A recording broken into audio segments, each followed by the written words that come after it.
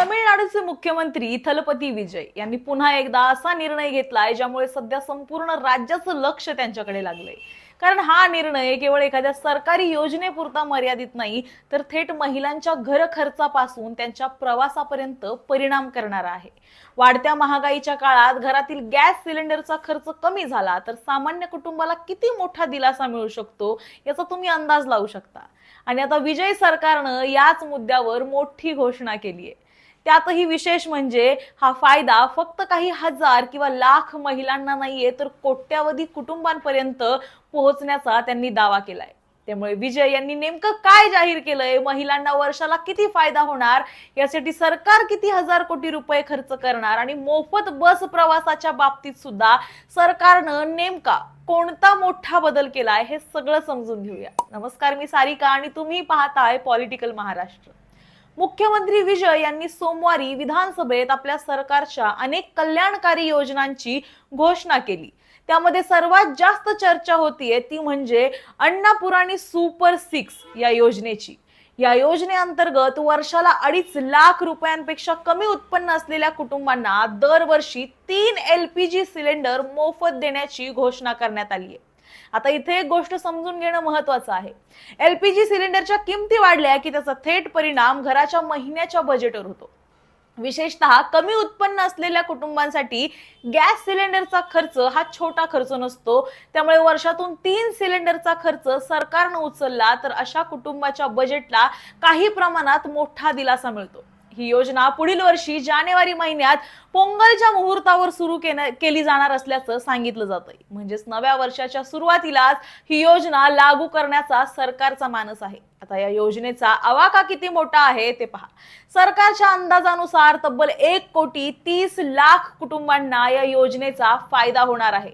म्हणजेच ही योजना काही मोजक्या लाभार्थ्यांसाठी नसून राज्यातील मोठ्या लोकसंख्येला कव्हर करणारी आहे। यामध्ये आणखी एक महत्त्वाची बाब म्हणजे लाभार्थ्यांनी सिलेंडर खरेदी केल्यानंतर त्यासाठी खर्च केलेली रक्कम सरकारकडून थेट त्यांच्या बँक खात्यात ट्रान्सफर केली जाणार आहे।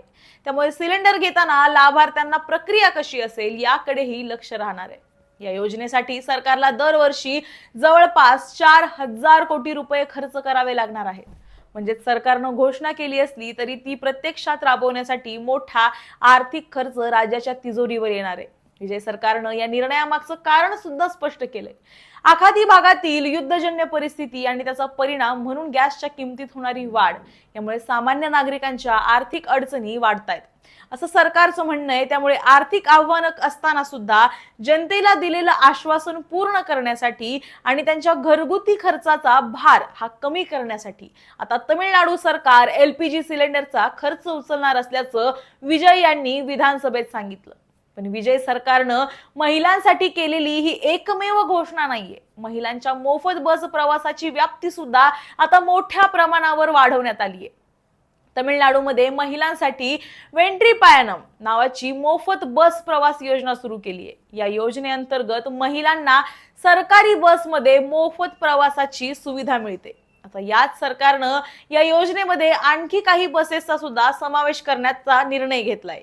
यापुढे महिलांना केवळ साध्या सरकारी बसमध्ये नाही तर एक्सप्रेस, LSS, डिलक्स आणि इंटर डिस्ट्रिक्ट सरकारी बसमध्ये सुद्धा मोठा आणि मोफत प्रवास करता येणार आहे। म्हणजे एका जिल्ह्यातून दुसऱ्या जिल्ह्यात प्रवास करताना किंवा तुलनेनं जलद आणि वेगळ्या प्रकारच्या सरकारी बसचा वापर करताना सुद्धा महिलांना या सुविधेचा लाभ घेता येणार आहे। विशेष म्हणजे या योजनेचा लाभ ट्रान्सजेंडर व्यक्तींना सुद्धा मिळणार आहे। ही विस्तारित सुविधा 2 ऑक्टोबर पासून लागू होणार असल्याचं मुख्यमंत्री विजय यांनी सांगितलं। या निर्णयामागे सरकारनं महिलांच्या आर्थिक स्वातंत्र्याचा मुद्दा उपस्थित केला। महिलांना फक्त प्रवासाचा खर्च परवडत नाही म्हणून नोकरी, शिक्षण किंवा इतर संधींपासून दूर राहावं लागू नये असा सरकारचा दावा आहे।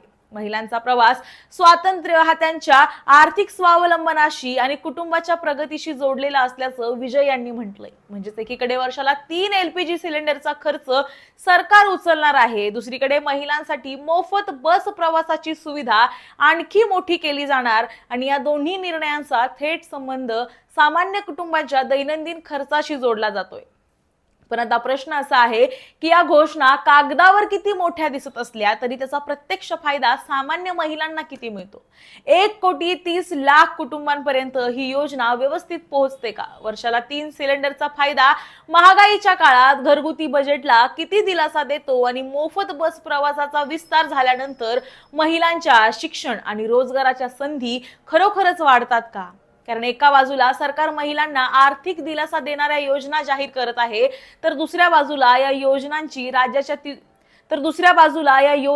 राज्याच्या तिजोरीवर हजारो कोटी रुपयांचा भार पडणार आहे.